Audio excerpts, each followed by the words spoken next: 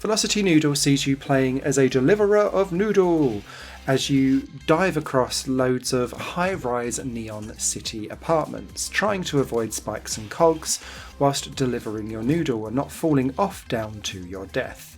This is a real 2D precision platformer that is hardcore, frustrating, requires you to get good to some degree, but also gives you a little bit of an option to try and play it at your own pace, despite it being set up to be like a speedrunning game, if you want it to be.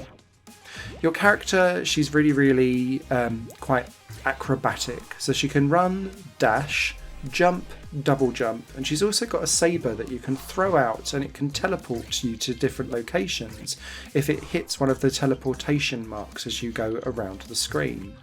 All of these can be combined, so you can be hopping up a wall, just kind of like wall jumping or wall hogging as you go up, and then you can double jump, do a dash, and then throw your saber, and that can traverse you quite a long way across a level. Levels are quite linear though, so it doesn't allow you to take away too many different alternative routes around a level, but if you are creative, what you can do is chain all of these things up quite seamlessly, because the game wants you to go fast. You don't necessarily have to, but it wants you to, and so as you chain stuff up it gives you little tiny speed boosts, especially if you're doing a down slide underneath something, which is one of the moves that you can also do, although that was one of the places where I found the most problems with the game. You see, with Velocity Noodle, I ran into the same couple of problems over and over and over again, and it's a real problem when you're trying to be a 2D precision platformer. Firstly, moves don't necessarily trigger all the time, and I ran into this problem most when I was playing with a controller trying to do down slides to go underneath something. I would say moving forward and pressing down would only trigger about half the time, and so you just run into a wall and splat, and that loses you momentum, but it also means that if you're going for any of the gold, silver or bronze timed trophies for each of the levels, you miss them automatically, because even for bronze you just need to keep running and jumping and not necessarily chaining stuff up together, but you still need to do it perfectly to just get the bare bones bronze trophy. Silver and gold require you to chain stuff up, get speed boosts and find shortcuts, and they're very difficult to do. I've only got a couple of silvers and no golds. The problem with the slide though, it extended to other instruments too, and this was largely around how and when your move sets reset. So quite often you'll need to double jump quite a lot, but the move resets whenever you cling onto a wall, so you can kind of cling and slowly slide down something, which is quite standard for 2D precision platformers. But where this is so up against a clock, if you want it to be, what I was doing was clinging onto a wall and then immediately jumping off and finding the double jump wasn't resetting, but in my head and on the screen and on the game I clearly reconnected with a wall, but just not long enough for the game to decide that was long enough for you to reset. So in the end I'd hang around extra, which then meant that I wasn't hitting times.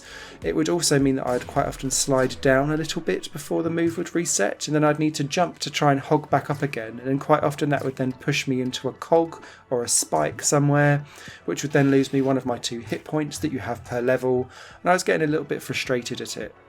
The same issue would occur with sabres, not necessarily always sending itself out whenever I press the button too.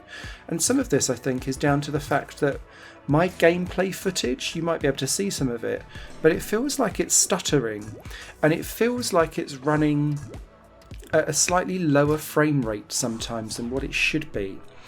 Now I've looked at other people's footage and they don't seem to have this kind of not very smooth gameplay.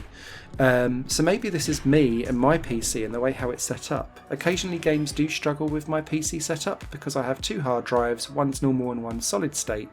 And that seems to confuse a couple of games. I'm not sure why, because I've had game devs reach out to me before and they're like, wow, your PC's really doing something really weird to this game. And I wonder if there's something similar here with Velocity Noodle. I'll give it the benefit of the doubt, but I did find that those drops in frame rate did make it extra difficult for me to be precise. Now, one of the things that I did like about Velocity Noodle is that for a vast majority of the levels, you can run at your own pace. So if you don't want to chase those top time scores and go for the gold, silver and bronze trophies, there is a sizable challenge just getting through the 48 levels as you go, split into 3 chapters with 16 levels per go. However, there is a absolutely ginormous difficulty spike whenever you get to the end of a chapter, and this involves a boss that will chase you around a platforming level, attacking you. These bosses do not feel fun, they don't feel challenging, because it just depends on where they decide to attack you as to whether or not sometimes you survive or not, and I found them really against what the game seems to be asking and offering, particularly the boss at the end of chapter 2, because it goes faster than you can, so you have to constantly sprint and try and like use these chains to fly up walls and stuff, but the character just kind of ignores the walls that are around you and just steams through and then hits you, and then that's it, game over. I found these really frustrating, and because I was playing it almost in a way that I was just happy getting through levels, because this is quite a difficult game to get around, I found those difficulty spikes an exercise in frustration and not necessarily great game design. And so yeah, I wished that they didn't exist, which is quite a harsh thing to say for something that is clearly trying to do something different, but it really breaks up the flow of Velocity Noodle. Outside of that, I think people that enjoy precision platformers like Celeste, Super Meat Boy, Super Magbot, all of those types of games where you're up against a clock if you want to, and you're trying to find new ways of chaining moves up so that you get slightly faster speed runs against the clock. There's plenty here for you to get on with and do and conquer. I just think that it just needs that tiny little bit more polish for it to be up there as a gold standard. And so I think this really will appeal to fans of the genre. I wouldn't necessarily call this a standout of the genre, if that makes sense. However, I could be proved wrong, and there could be an awful lot of Simon, you just needed to get good with this game, because I felt like I was on a very uphill trajectory, particularly around a couple of levels at the end of chapter 1 and chapter 2, where I just sat there being like, "Muh?" for like 20 minutes on just like single levels, going, well, I'll get there eventually. Written reviews over on higherplanegames.com. Hope you found this informative. If you've got any questions, leave them down below. Cheers all. Bye.